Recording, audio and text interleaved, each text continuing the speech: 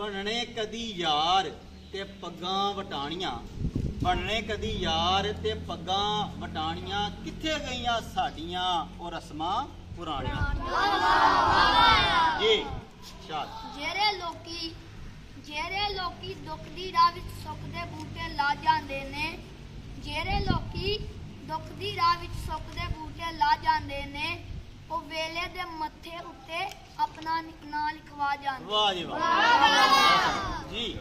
दुनिया ऐडी कारोबारी हो गई है।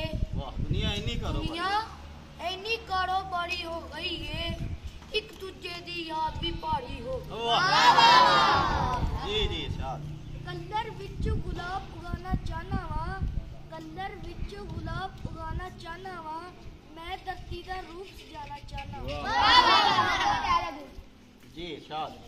इस तो बेहतर ना कोई सिवा रखनी है इस तो बेहतर ना कोई सिवा रखनी है मौत हर लोग दरबार में वाह वाह। इस तो बेहतर ना कोई चीज शिफा रखती है मौत हर रोग दा दारू ते दवा रखती है। वाह जी वाह कमाल हो गया जी। विरले वांझे लोग ने जेड़े पढ़न किताब हयाती दी बहुते लोकी अखियां मीट के वर्गे थुलदे रहंदे ने। लो जी तालियां जी।